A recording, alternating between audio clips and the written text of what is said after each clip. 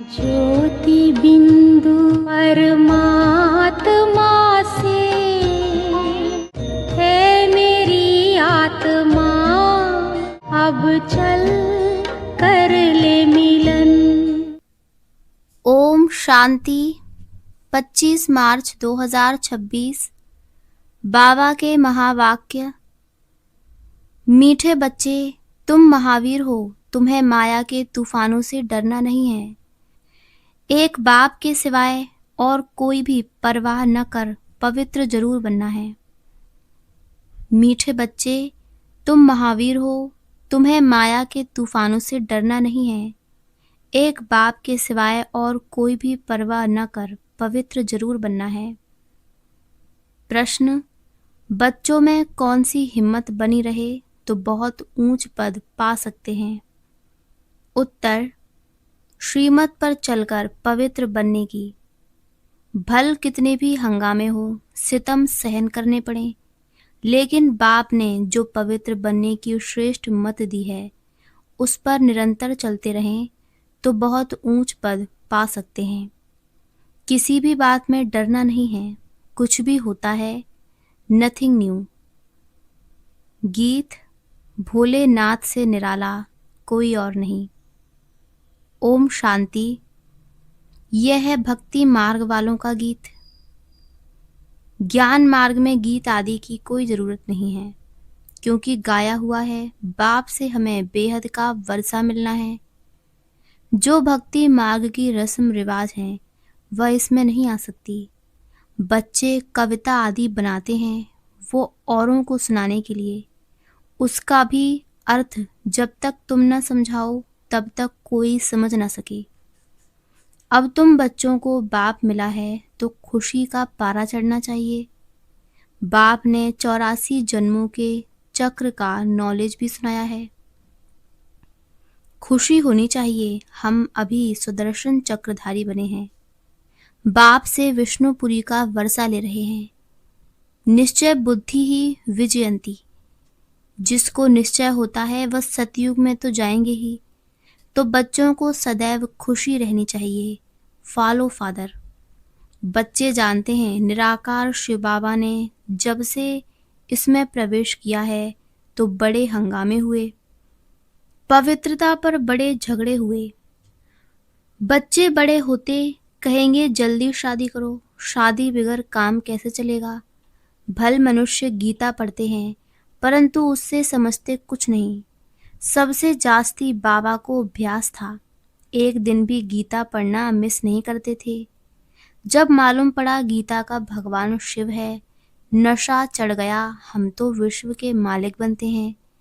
ये तो शिव भगवान वाच है। फिर पवित्रता का भी बड़ा हंगामा हुआ। इसमें बहादुरी चाहिए ना। तुम हो ही महावीर महावीरनी, सिवाय एक के और कोई की परवाह नहीं।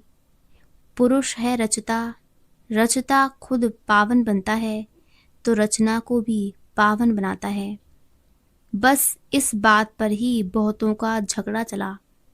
बड़े बड़े घरों से निकल आए, कोई की परवाह नहीं की। जिनकी तकदीर में नहीं है तो समझें भी कैसे। पवित्र रहना है तो रहो, नहीं तो जाकर अपना प्रबंध करो। इतनी हिम्मत चाहिए ना। बाबा के सामने कितने हंगामे हुए। बाबा को कभी रंज हुआ देखा? अमेरिका तक अखबारों में निकल गया। Nothing new. ये तो कल पहले मुआफिक होता है। इसमें डरने की बात क्या है? हमको तो अपने बाप से वर्षा लेना है, अपनी रचना को बचाना है। बाप जानते हैं सारी क्रिएशन इस समय पतित है। मुझे ही सबको पावन बनाना है। बाप को ही सब कहते हैं हे पतित पावन, लिबरेटर आओ। तो उनको ही तरस पड़ता है। रहम दिल है ना। तो बाप समझाते हैं बच्चे कोई भी बात में डरो मत। डरने से इतना ऊंच पद पा नहीं सकेंगे। माताओं पर ही अत्याचार होते हैं। यह भी निशानी है। द्रौपदी को नग्न करते थे। बाप 21 जन्मों के लिए नग्न होने से बचाते हैं। दुनिया इन बातों को नहीं जानती। पतित तमो प्रधान पुरानी सृष्टि भी बननी ही है। हर चीज नई से फिर पुरानी जरूर होनी है। पुराने घर को छोड़ना ही पड़ता है। नई दुनिया गोल्डन एज, पुरानी दुनिया आयरन एज सदैव तो रह न सके। तुम बच्चे जानते हो ये सृष्टि चक्र है। देवी देवताओं के राज की फिर से स्थापना हो रही है। बाप भी कहते हैं फिर से तुमको गीता ज्ञान सुनाता हूँ। यहाँ रावण राज में दुख है। राम राज किसको कहा जाता है यह भी कोई समझते नहीं। बाप कहते हैं मैं स्वर्ग अथवा राम राज की स्थापना करने आया हूँ। तुम बच्चों ने अनेक बार राज लिया और फिर गंवाया है। ये सबकी बुद्धि में है। 21 जन्म सतयुग में हम रहते हैं। उसको कहा जाता है 21 पीढ़ी, अर्थात जब वृद्ध अवस्था होती है तब शरीर छोड़ते हैं। अकाले मृत्यु कभी होती नहीं। अब तुम जैसे त्रिकालदर्शी बन गए हो। तुम जानते हो शिव बाबा कौन है। शिव के मंदिर भी ढेर बनाए हैं। मूर्ति तो घर में भी रख सकते हो ना, परंतु भक्ति मार्ग की भी ड्रामा में नूंद है। बुद्धि से काम लिया जाए। श्री कृष्ण की अथवा शिव की मूर्ति घर में भी रख सकते हैं। चीज तो एक ही है। फिर इतना दूर दूर क्यों जाते हैं।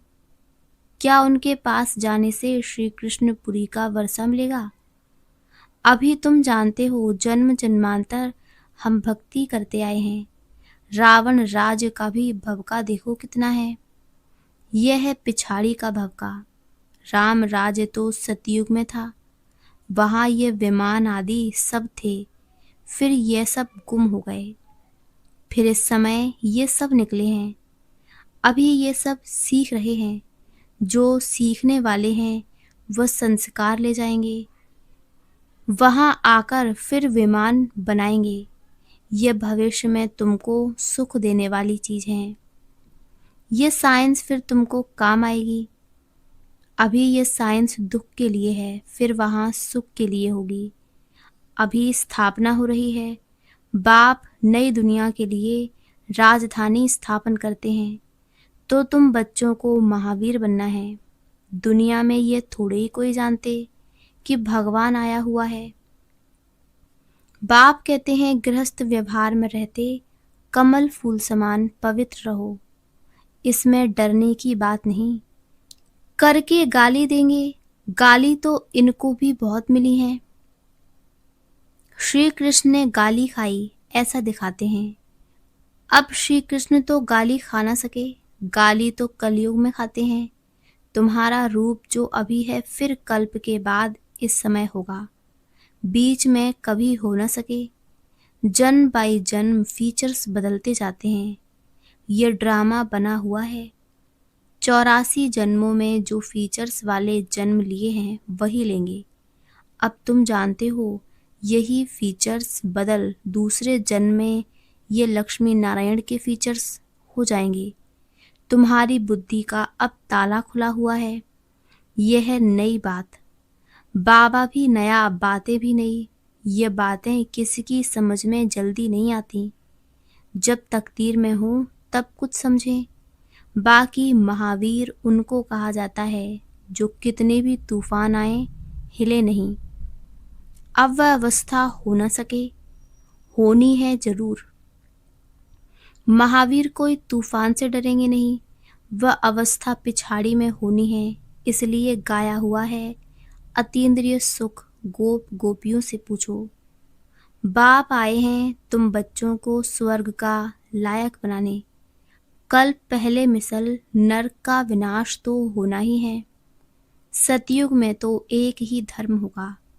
चाहते भी हैं वन नेशन, एक धर्म होना चाहिए।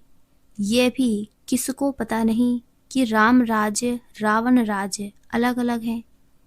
अब बाप में पूरा निश्चय है तो श्रीमत पर चलना पड़े। हर एक की नब्ज देखी जाती है। उस अनुसार फिर राय भी दी जाती है। बाबा ने भी बच्चे को कहा अगर शादी करनी हो तो जाकर करो। बहुत मित्र संबंधी आदि बैठे हैं, उनको शादी करा देंगे। फिर कोई न कोई निकल पड़ा तो हर एक की नब्ज देखी जाती है। पूछते हैं बाबा ये हालत है, हम पवित्र रहना चाहते हैं, हमारे संबंधी हमको घर से निकालते हैं, अब क्या करना है? अरे ये भी पूछते हो, पवित्र रहना है, अगर नहीं रह सकते हो तो जाकर शादी करो। अच्छा समझो किसकी सगाई हुई है, राजी करना है, हर्जा नहीं। हथियाला जब बांधते हैं तो उस समय कहते हैं ये पति तुम्हारा गुरु है।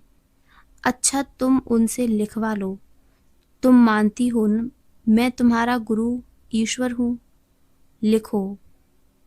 अच्छा अब मैं हुक्म देता हूँ, पवित्र रहना है, हिम्मत चाहिए ना। मंजिल बहुत भारी है, प्राप्ति बहुत जबरदस्त है। काम की आग तब लगती है जब प्राप्ति का पता नहीं है। बाप कहते हैं इतनी बड़ी प्राप्ति होती है तो अगर एक जन्म पवित्र रहे तो क्या बड़ी बात है। हम तुम्हारे पति ईश्वर हैं, हमारी आज्ञा पर पवित्र रहना पड़ेगा।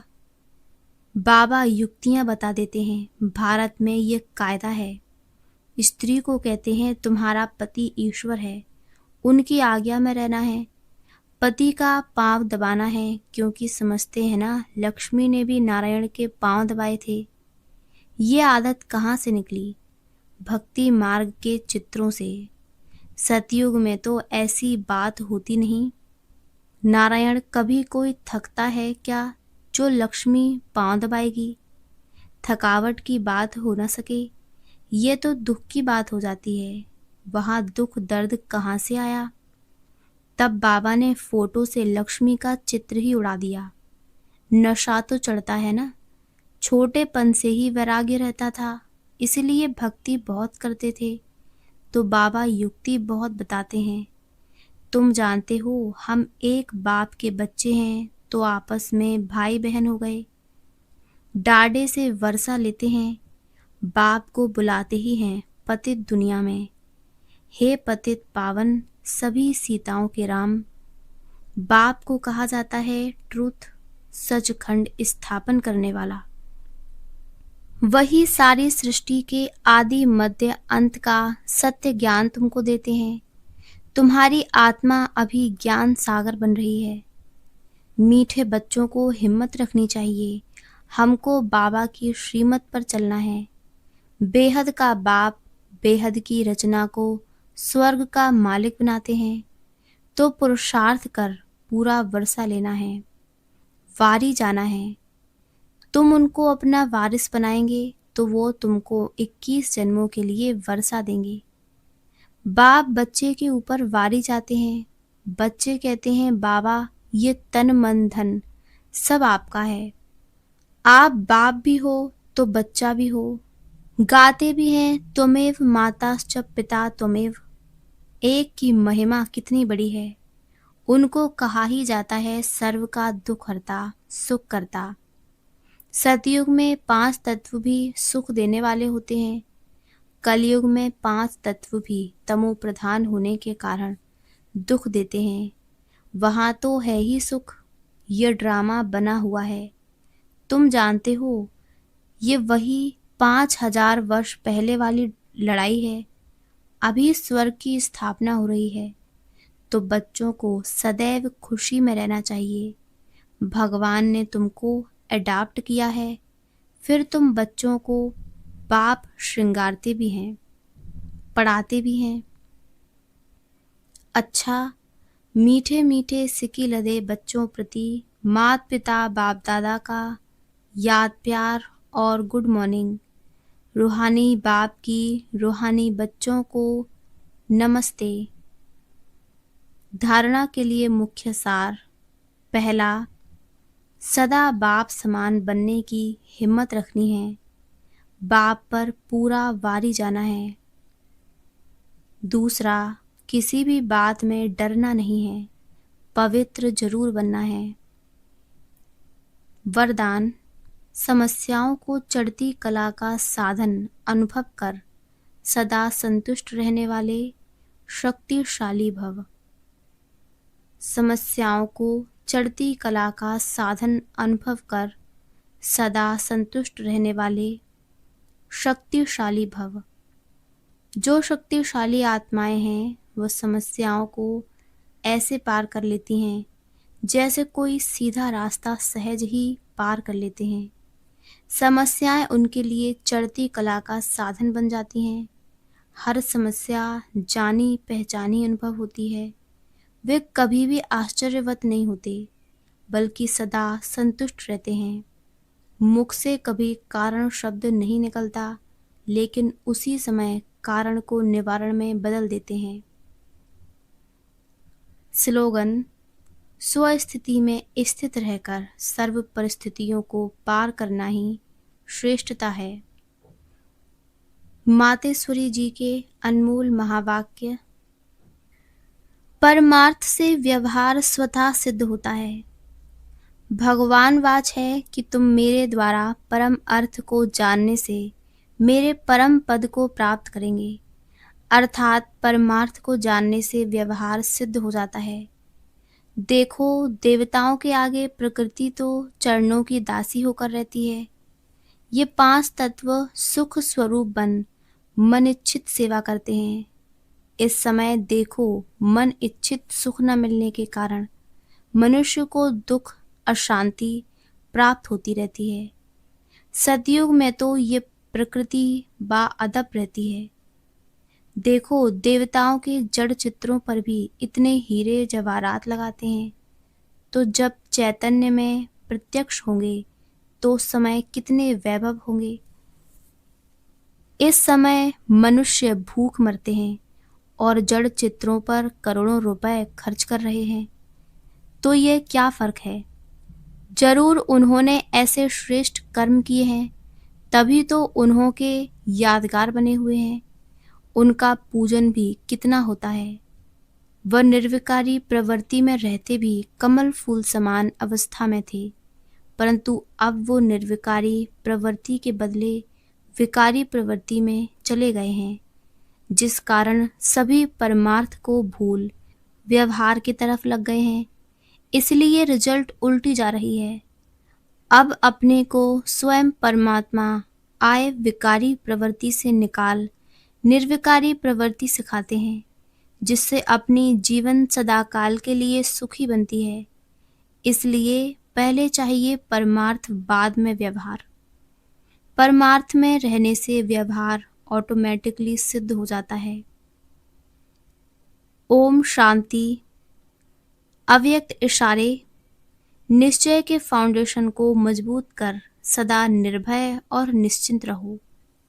जैसे डॉक्टर पेशेंट को पहले फेथ में लाते हैं, उन्हें विश्वास हो जाता है कि ये डॉक्टर बड़ा अच्छा है, यहाँ से शफा मिल जाएगा। वैसे डॉक्टर कितनी भी बढ़िया दवाई दे, लेकिन अगर फेथ नहीं है तो उस दवाई का असर नहीं होता। ऐसे रूहानी डॉक्टरी में भी ऐसी शक्तिशाली स्टेज हो जो सबका फेथ हो जाए कि यहाँ पहुँचे हैं तो अवश्य कोई ना कोई प्राप्ति होगी ही। अच्छा, ओम शांति, ओम शांति, ओम शांति।